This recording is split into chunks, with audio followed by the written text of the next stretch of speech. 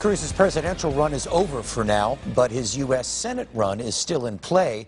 And according to a new poll, there is at least one fellow Republican who could unseat him. We're talking about former Governor Rick Perry. Here's a look at the numbers. Perry would beat Cruz by 9 percentage points. The poll found Perry would get 46% of the vote, Cruz 37%. Meanwhile, 17% of voters are undecided at this point. Joining us now to talk more about this is the Deputy Director of Progress Texas, Philip Martin, and GOP consultant Edward Getterman. Edward, first question, is Rick Perry still that popular in Texas, or has Ted Cruz just burned too many bridges? It's a little bit of both. Rick Perry will always be popular in Texas. Ted Cruz has burned some bridges. His brand has always been to be in your face and has never cared too much about being particularly likable. That has hurt him a little bit. He was really hoping it was going to carry him to the White House this go-round, which of course it didn't, so he's had to regroup some. And given the press conference that he did at the Republican National Convention, did not help him. So he's opened himself up to some attacks. Rick Perry, as I say, will always be popular in Texas, so he's got a shot at it if he wants, although I would imagine Governor Perry has his eyes set 4 years further down the road, giving it maybe another shot at the White House. I mean, were he to run, Philip, this has got to be good for Democrats, right? Splitting things up amongst the Republicans? Well, it depends. I mean, Rick Perry versus Ted Cruz might be a lose-lose scenario from a Democrat's perspective.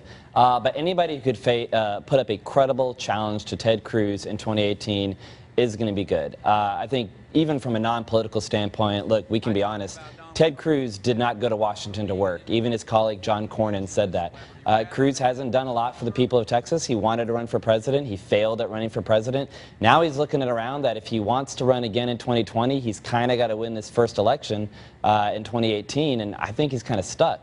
From Democrats' perspective, you know, yeah, we'd be happy to run against either one of these gentlemen in 2018, but that's still a couple years away. Well, Edward, you both talked about Rick Perry possibly running for president again, but what are the chances? I mean, give us some odds that he would run against Cruz for Senate in 2018. I think it depends on what Mike McCall decides to do. I think he's the elephant in the room. Congressman McCall is well liked. He's been a good member of the House. More importantly, he has a deep well of donors and a lot of grassroots support. He's got $300 million personally, you know, that he could sink some of that into the race himself if he wanted to. So he could be a real challenger to Cruz. It's going to be a heavy lift for anybody because Cruz does at this point have he's got a really broad network of donors and grassroots support. Perry would probably have a little bit better of a chance. He's not going to have as much money as McCall, but he's better off statewide than McCall is organizationally. So I think Perry is probably going to sit back and let McCall have the first bite at the apple. And if Congressman McCall decides he'd rather sit back and run for his pretty safe House seat again, you know, Governor Perry might jump in. We'll see. Philip, how do Democrats turn a poll like this to their advantage?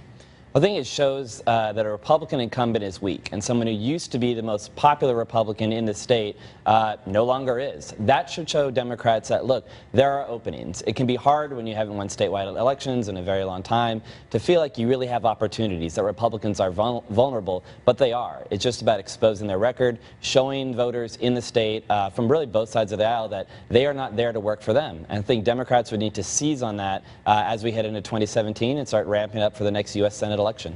Okay, all right, well, we've got to wrap it up, and we didn't talk about the presidential election, not a bit. Okay, Philip, Edward, thank you very much. Thanks for having me.